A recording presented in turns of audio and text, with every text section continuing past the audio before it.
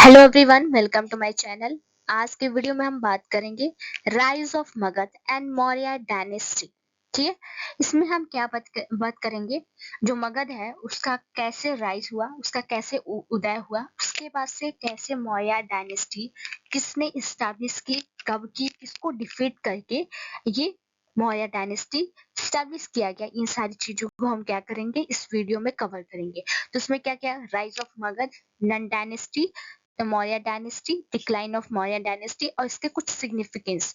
तो video start करते हैं, देखते हैं introduction. The rise of Magad and the Maurya dynasty is one of the most significant period in ancient Indian history, marked by the emergence of powerful empire, advancement in administration, military and culture.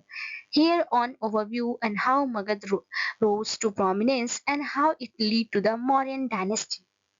Okay तो पहले हम देखेंगे कि इस video में introduction है, introductory part है कि कैसे मगध राइज हुआ और कैसे मौर्य डायनेस्टी है one of the most significant period रहा एशियन इंडियन हिस्ट्री का, जिसने एक पावरफुल एम्पायर को इमर्जेंस किया। ओके और देखेंगे उसके advancement of administration, military and culture के बारे में।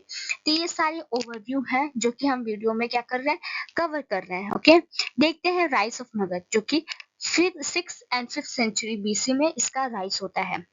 जियोग्राफी एंड रिसोर्सेज देखा जाए तो Magadh was located present day Bihar.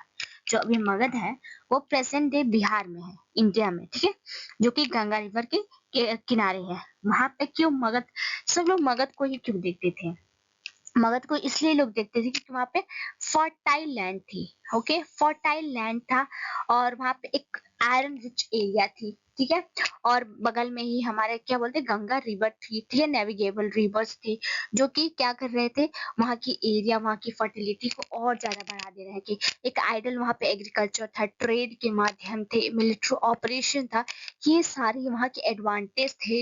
इसी वजह से लोग, जो बाहरी लोग वहां पे आक्रमण करके वहां पे अपना रोल स्टैब्लिश करना, क्योंकि वहां पे सारी चीजें क्या है, मिलती थी। ठीक है, एग्रीकल्चर था, बगल में गंगा नदी थी वहां पे, और फिर से एग्रीकल्चर, फर्टाइल लैंड था। तो ये सारी चीजें देखा जाए तो बहुत ही बेनिफिशियल एडवांटेज थी। इसी वजह से लोग मगध को ज्यादा देखते थे। ओके अब की रूलर देखा जाए, पहले स्टार्टिंग में अर्ली देखा जाए, अर्ली मगध में दो मतलब डायनेस्टी यहाँ पे रूल करती थी। ठीक है, उन्होंने अपना क्या है, एरिया एक्सपेंशन किया। पहले तो हरियांका और दूसरा जो था सिसुहुंगा, सिसुहुंगा यहाँ पे होगा, और हरियांका, दो ऐसे थे डायनेस्टी जिन्होंने स्टार्टिंग में यहाँ पे अपना फाउंडेशन रखा और कुछ एरिया को यहाँ में एक्सपेंड किया। ओके उसके बाद देखा जाए Magadh began to assert dominance over neighboring। ठीक है, और यहाँ पे जैसे कि धीरे धीरे लोग यहाँ पे क्या अपना डोमिनेंस दिखा जाए, जो भी इनकी नेबरिंग जो एरिया रहती थी, मगध के आसपास वाली एरिया रहती थी, वो यहाँ पे जैसे कि नेचुरल जो भी रिसोर्सेज देखते थे, क्या फर्टाइल लैंड है यहाँ पे, बगल में गंगा रिवर है यहाँ पे, और फॉरेस्ट है बगल में, सब कुछ यहाँ पे मिल जा रहा है। तो क्यों ना हम ये यहाँ पे क्यों ना कैप्चर करें, इस एरिया को क्यों ना कैप्चर करें। तो धीरे धीरे जो भी स्मॉल स्टेट थे ऑब्जर्व करने लगे, रूलर क्या करने लगे, यहाँ के नेचुरल रिसोर्सेज को यूज करने लगे, और यहाँ की और मतलब कि यहाँ पे जो भी इनकी आर्मीज थी वो स्ट्रांग हो गई, यहाँ पे इंफ्रास्ट्रक्चर सही होने लगा। ओके अब देखा जाए strategy, alliance, alliance and warfare. Okay जो मगध रूलर थे वो किसमें इंगेज हुए, वेरियस अलायंसेस एंड, जैसे पहले के जमाने में लोग लोग पहली बात तो वॉर से ही अपना एक्सपेंड करते थे ना, या तो छीन लेते थे, या मतलब कि उनको मतलब मांगते थे, या छीन लेते थे, या कन्फ्लिक्ट या फाइट के थ्रू क्या करा, जो भी अपना अगल बगल एरिया रहती थी उसको कब्जा कर लेते थे। तो यही होता था, वेरियस अलायंस और कन्फ्लिक्ट में वो पार्ट लेते थे, इंगेज होते थे, और नेवरी किंगडम को क्या कर लेते थे, जीत के कब्जा लेते थे। तो मगध की बाउंड्री भी ऐसे ही थी। ओके ऐसे ही मिली थी राजाओं को। उसके पास से देखते हैं नन डायनेस्टी, 4th सेंचुरी में नन डायनेस्टी यहाँ पे किसको सक्सेड करती है, सिसुहुंगा को। जो भी मैंने दो डायनेस्टी नाम लिया था यहाँ पे, मैंने एक किसका किसका नाम लिया था, हरियांका और सिसुहुंगा को मैंने बोला था कि पहले फाउंडेशन यहाँ पे थी, पहली डायनेस्टी थी। उसके बाद से धीरे धीरे नन डायनेस्टी यहाँ पे 4th सेंचुरी में आती है। उसके बाद से क्या कर लेती है, उसको हरा के सिसुहुंगा को हरा के, और नन डायनेस्टी यहाँ पे धनानंद जो रहता है वो क्या कर लेता है, यहाँ पे अपना स्टैब्लिश कर लेता है, अपना राज्य जमा लेता है। ओके, यहाँ पे और उसको मतलब यहाँ पे उसकी वेल्थ और लार्ज मिलिट्री के लिए बहुत ही ज्यादा जाना जाता है। Nand dynasty is the last ruler of Nandas, ठीक है, लास्ट रूलर था नन डायनेस्टी का। वो इसलिए वो उसकी जो डायनेस्टी थी खत्म हुई कि इतना वो अनपॉपुलर हो गया था due to harsh taxation policy. उसकी जो टैक्सेशन पॉलिसी थी, लोगों के प्रति बहुत क्रूरता था, लोगों पर ध्यान नहीं देता था, इसी वजह से वो बहुत ज्यादा अनपॉपुलर मतलब लोगों से पसंद नहीं करते, इसी वजह से वो लास्ट रूलर है। उसके बाद से के आते हैं हमारे द मौर्य डायनेस्टी, यानी कि नन डायनेस्टी को हरा के चंद्रगुप्त मौर्य मौर्य डायनेस्टी स्टैब्लिश करता है। Young, noble and ambition, he sought to overthrow the Nandas. He joined force with the strategies and Chanakya and teacher Chanakya, also known as Kautilya, who had a personal vendetta against Dhananand. Okay. उसके बाद से none dynasty के बाद आते हैं Maurya dynasty, जिसके founding जो है, जिसने अपना राज्य स्थापित किया, चंद्रगुप्त मौर्य मौर्य डायनेस्टी का फाउंडर है। और किसके गाइडेंस पे उसने ये फाउंडेशन रखा, तो चाणक्य, जो कि उनके गुरु थे, जिनको हम कौटिल्य के नाम से भी जानते हैं।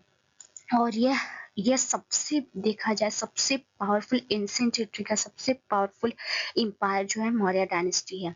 अगर यहाँ इसकी मिलिट्री की बात की जाए तो भाई मिलिट्री इनकी क्या लाजवाब थी, बहुत ही लाजवाब, ठीक है। उन्होंने बहुत सारे लोगों को डिफीट किया था, सेल्यूलस को डिफीट किया था, नॉर्थन इंडिया में उन्होंने क्या किया, अलायंस को, ट्रेड रूट को सही किया। फिर by the end of this region he rule of the मतलब इन्होंने नॉर्दर्न और सेंट्रल इंडिया के मोस्ट ऑफ पार्ट पे इन्होंने रूल किया था उस टाइम। यानी कि देखा जाए इंडिया का पूरा पार्ट, बांग्लादेश जो अभी हट गया है, पाकिस्तान जो हट गया है, और ये सारी जो चीजें उस सब पे जो पाकिस्तान है ऊपर, हमारे जम्मू कश्मीर के ऊपर, ये सारे जो पार्ट है, अफगानिस्तान है, ये सारे जितनी भी पार्ट है नॉर्दर्न सेंट्रल, इन सब पे मौर्य डायनेस्टी ने क्या किया था, रूल किया था। ओके, इनका मिलिट्री कंक्वेस्ट और एक्सपेंशन बहुत ही लाजवाब था, ठीक है। यहाँ की इनकी जो एडमिनिस्ट्रेशन थी, गवर्नेंस थी, बहुत ही ज्यादा सही थी, बहुत ही ज्यादा सही थी। ओके, एडमिनिस्ट्रेशन एंड गवर्नेंस, मैंने वही बात किया कि बहुत ही शानदार। Chandragupta Maurya and Chanakya establish a complex administrative system with central governments, provincial governance and well organized bureaucracy. Okay, फिर इसके बाद से मौर्य डायनेस्टी में अशोक आता है। अशोक जो कि क्या है, चंद्रगुप्त का ग्रैंडसन है। उसके पहले जो बिंदुसार है, जो कि चंद्रगुप्त मौर्य के बेटे बिंदुसार के बेटे Ashoka. Okay, Ashok, Chandragupta grandson Ashoka is one of the most celebrated ruler of India. After a destructive war in Kalinga, Ashoka embraced Buddhism and became known in his efforts to spread Buddhism, promotes tolerance and encourage ethical governance.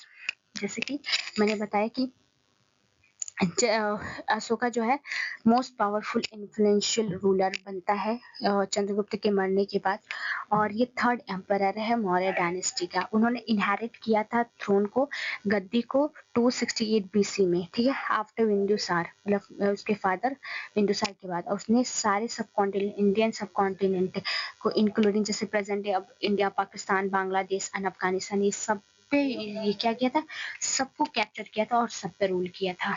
Okay, अब देखते हैं Maurya dynasty को। तो वही मैंने बताया after Ashoka death, तो उसके बाद से जब अशोक की डेथ हो जाती है, तो उसके बाद जितने भी एम्पायर आते हैं, राजा आते हैं, तो वो धीरे धीरे कमजोर होते जाते हैं।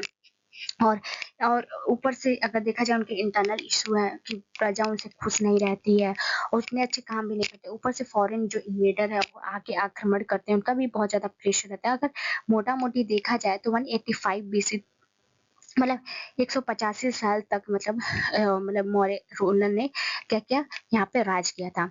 और लास्ट में देखते हैं कि बृहद्रथ जो है असैसिनेट हो जाता है पुष्यमित्र संघ के हाथों, और यहीं से मौर्य डायनेस्टी का क्या है, एंड हो जाता है, खत्म हो जाती है। लेकिन अगर देखा जाए मौर्यन एम्पायर की लेगेसी के बारे में, यहाँ पे मौर्यन एम्पायर ना कि लास्ट लेगेसी थी इंडियन कल्चर की, बल्कि पॉलिटिक्स में था, रिलीजन में था। स्पेशली अगर अशोका का अगर काम देखा जाए बुद्धिज्म में, तो उसने बुद्धिज्म को प्रमोट किया और हर जगह एशिया के हर पार्ट में स्प्रेड किया। और उसका कल्चर और हिस्ट्री अगर यहाँ की हिस्ट्री और कल्चर का इन्फ्लुएंस मतलब कि बहुत ही ज्यादा लोगों पे इफेक्ट पड़ा। ओके, अगर बात करें सिग्निफिकेंस की, तो rise of Magadh and Maurya dynasty जो है वो रिप्रेजेंट कर रही एक क्रूशियल फेज की, जो कि साउथ एशियन हिस्ट्री और एंशिएंट इंडिया को एक फर्स्ट पेन इंडियन एम्पायर के रूप में क्या कर रही, स्टैब्लिश कर रही है। मौर्यन एम्पायर की बात की जाए तो वो एक vital role and development of administration, trade और कल्चर को दिखाता है।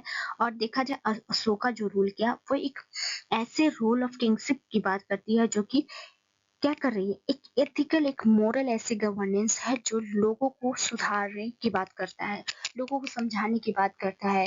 बुद्धिज्म अशोका जो था, धर्म धर्म जो है उसको स्प्रेड किया था, जिसमें एक मोरल ड्यूटी, लोगों को सही रहने का तरीका, लोगों से झगड़ने का तरीका, ये सारे स्प्रेड करता है। यानी कि एक पीस जब उसने कलिंग पे वॉर किया, लाखों लोग मर गए, तो उसके बाद उसको लगा, उसको ऐसा फील हुआ कि नहीं उसने गलत किया। उसके बाद से उसने मतलब कि कभी लड़ाई ना लड़ने का उसने अपने आप से वादा किया, लोगों को खुश रखने का वादा किया, धर्म को स्प्रेड करना स्टार्ट किया।